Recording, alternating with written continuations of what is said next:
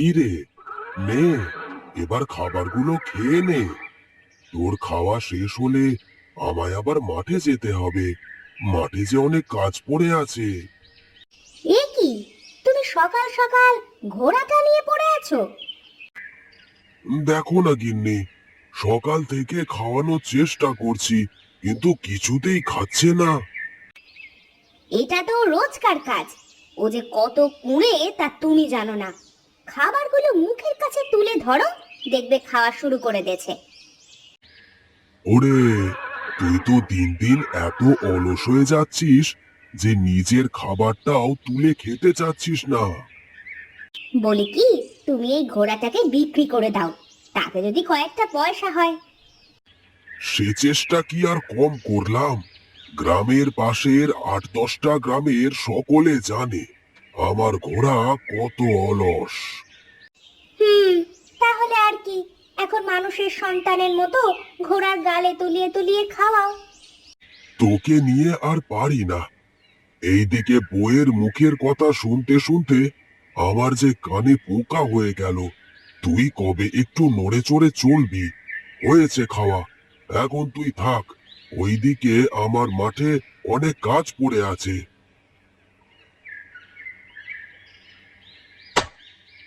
ওই দেখুন কর্তা বাবু, এই গোপাল জমিতেই আছে। হ্যাঁ রে, তাই তো দেখছি। ওকে ডাক দে তো। হ্যাঁ, দিচ্ছি কর্তা বাবু।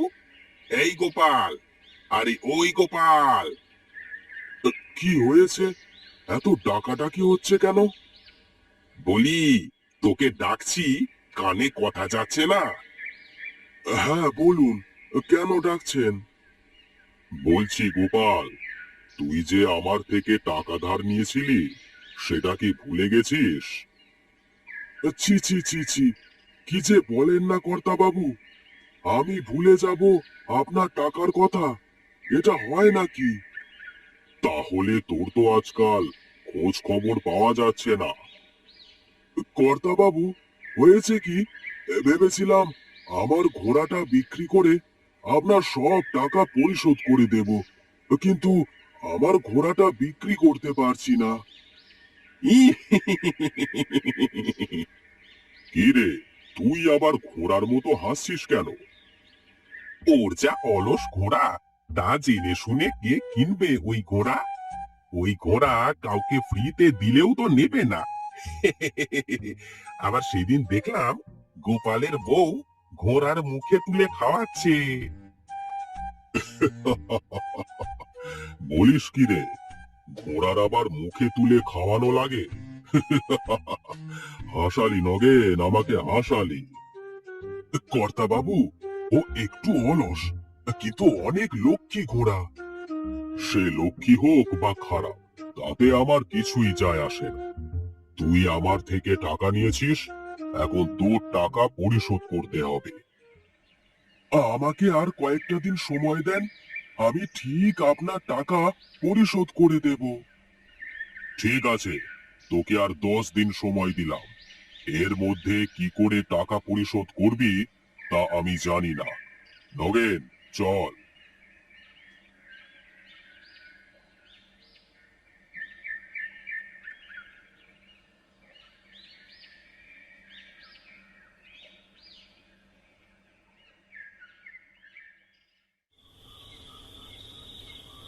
কি এত চিন্তা করছো? কি দিয়ে যে কি করব বুঝতে পারছি না বউ। এইদিকে জমির ফসলও ভালো হয়নি, আর ঘোড়াটাও বিক্রি করতে পারছি না। নিধিরাম সর্দার আগামী 10 দিনের মধ্যে টাকা পরিশোধ করবার হুমকি দিয়েছেন। এখন কি করবে? হুম, সেটাই ভাবছি, কি করব। ঘোড়াটা যদি বিক্রি করা যেত, তাহলে কিছু একটা হতো। শোনো, বলি কি, তুমি বরং কাল একবার নিধিরাম বাবুর কাছে যাও, গিয়ে বলো কিছুটা জমি আর আগামী ফসল আসা পর্যন্ত সময় দিতে। ফসল বিক্রি করে তার সব ধার শোধ করে দিব। তা দিতে রাজি হবে? আহা, একবার বলে দেখো না কি বলে।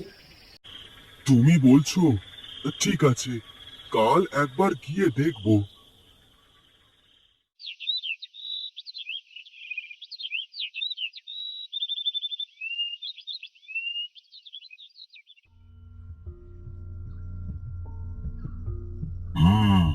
সবই তো শুনলাম, এখন আমি কি করতে পারি?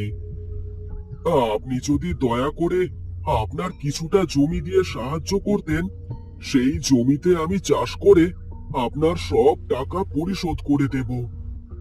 আরে বাবা বাবা বাবা, মাছের তেলে মাছ ভাজতে এসেছে এই গোপাল।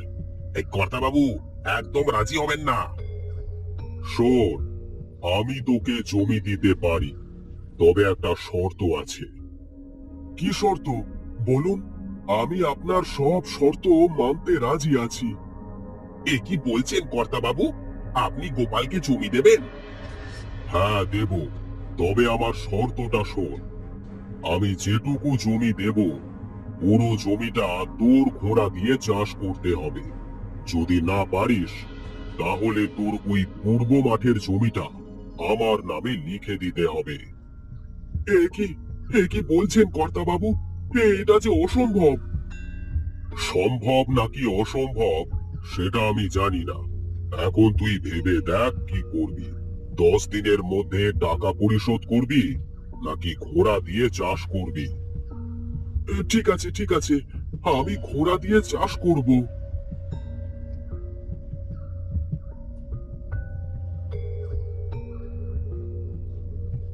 বাহ কর্তা বাবু, আপনার মাথায় যে এত বুদ্ধি, আগে তো জানতাম না। আমার সাথে থাকতে থাকতে দেখবি তোরও এমন বুদ্ধি হয়ে গেছে। আর শোন, গোপালকে একটু চোখে চোখে রাখিস, বুঝলি? যদি কোনো চালাকি করে, তাহলে আমাকে খবর দিবি। সে নিয়ে আপনি চিন্তা করবেন না, আমি আজ থেকে ওর পেছনে আঠার মতো লেগে থাকবো।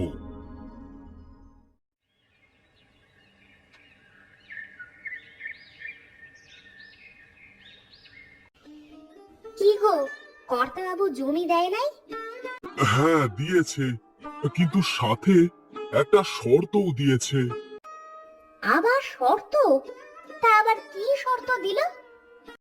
তার শর্ত হলো আমার ওই কুঁড়ে ঘোড়া দিয়ে হাল চাষ করতে হবে। কি বলছো কি? এটা যে অসম্ভব।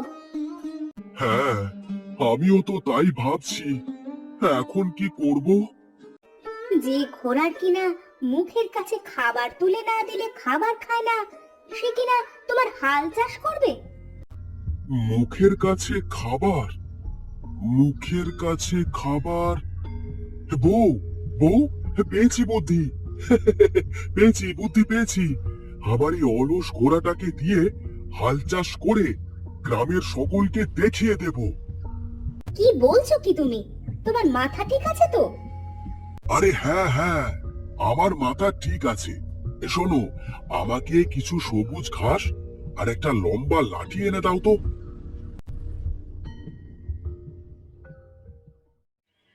শোন, অনেক আরাম আয়েশ করে খেয়েছিস, এখন থেকে গা গোতর নাড়িয়ে তোকে খাওয়া লাগবে, বুঝলি? না হলে খাবার পাবি না। এই নাও তোমার ঘাস আর লাঠি। এই হলো আমার অস্ত্র, এটা দিয়ে কাজ করাবো। তুমি যে কি করতে চাচ্ছ সেটাই তো বুঝতে পারছি না। বউ, এখনই দেখাচ্ছি। এই নে খাবার, যদি খেতে চাস তাহলে তোকে একটার ধরেই খেতে হবে। এই তো, এই তো ঘোড়া হাঁটছে হাঁটছে। বউ, দেখলে আমার বুদ্ধি? কাল থেকে শুরু হবে এই ঘোড়া দিয়ে জমি চাষ করা।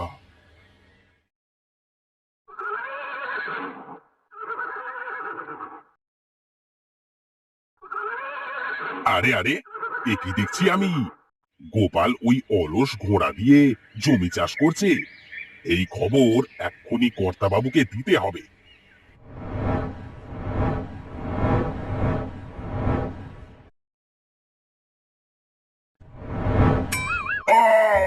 ওরে বাবা রে, উফ! কে ধাক্কা মারলো রে! উফ! ওরে বাবা রে! উফ! ওরে বাবা! ওরে বাবা রে! মরে গেলাম রে, মরে গেলাম! উফ! মরে গেলাম! আপনার কোথাও লাগেনি তো কর্তা বাবু? মাজার হাড়টা ভেঙে দিয়ে বলছিস লাগি নাই কর্তা বাবু? কর্তা বাবু, সর্বনাশ হয়ে গেছে, সর্বনাশ। সর্বনাশ? কার আবার কি হলো? গোপাল গোপাল ওর ওই কুঁড়ে ঘোড়াটাকে দিয়ে জমি চাষ করছে। বলছি কি, তোর মাথা ঠিক আছে তো? কর্তা বাবু, বিশ্বাস করুন, আমি নিজ চোখে দেখে আসলাম। চল তো গিয়ে দেখি।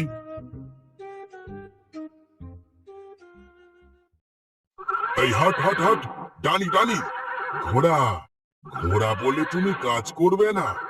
তোমাকে তো কাজ করতেই হবে। একই একই দেখছি আমি, গোপাল এক রাতের মধ্যে ঘোড়াকে এমন কি খাওয়ালো যাতে এত কাজ করছে? আমি বলি কি কর্তা বাবু, গোপালের ওই ঘোড়াটাকে কিনে নেন, তাহলে আপনার অনেক লাভ হবে। তুই ঠিক বলছিস। দেখুন, গোপালের মতো এত সুন্দর ঘোড়া আশেপাশের কোনো গ্রামে নেই। ঘোড়াটা কুঁড়েছিল বলে কেউ ঘোড়াটাকে কিনতেই চাইতো না। এখন ঘোড়াটা দেখুন কি হাড় ভাঙা পরিশ্রম করছে। যদি এমন একটা ঘোড়া আপনার থাকে। থাক থাক, তোকে আর বলতে হবে না, আমি বুঝে গেছি তুই কি বলতে চাচ্ছিস। চল, গোপালের কাছে চল।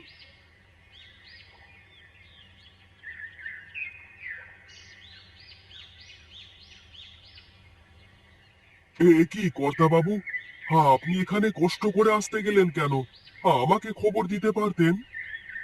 দেখতে এসেছিলাম তোর ঘোড়া দিয়ে জমি চাষ করা। ও, এই কথা। আপনি চিন্তা করবেন না কর্তা বাবু, আমি কালকের মধ্যে সব জমি চাষ করে বীজ রোপণ করে দেব। গোপাল, আমি তোর ঘোড়াটা কিনতে চাই। এই তো পেয়েছি সুযোগ। এই অলস ঘোড়াটা দিয়ে আমার সব ধার শোধ করব। কি বলছেন কর্তা বাবু?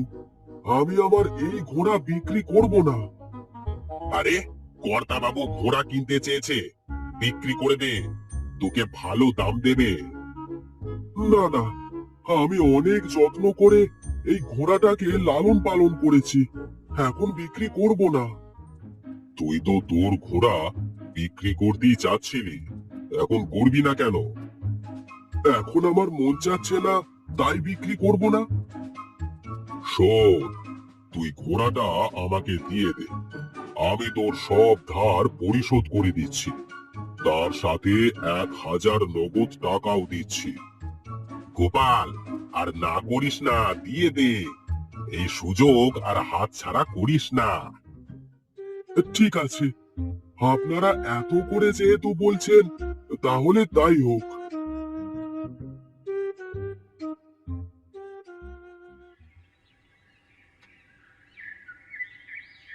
হে কর্তা বাবু, এখন থেকে এই ঘোড়া আপনার। হ্যাঁ, এখন থেকে এই ঘোড়া আমার। কি গো, খালি হাতে বাড়িতে ফিরে আসলে যে? ঘোড়াটা কোথায়? বিক্রি করে দিয়েছি বউ, বিক্রি করে দিয়েছি, তার সাথে কর্তা বাবুর সব ধারও পরিশোধ করে এসেছি। কি বলছো কি? আর ঘোড়াটা কিনলো কে? আরে, আয় আয় বলছি, আয় আয় বেটা, আয়। হাট হাট, আরে জান, আরে বাপ, ওরে হাট। আহ, মরে গেলাম রে, ওরে বাবা রে, মরে গেলাম, কি জোর লাথি মারলো। এই কর্তা বাবু,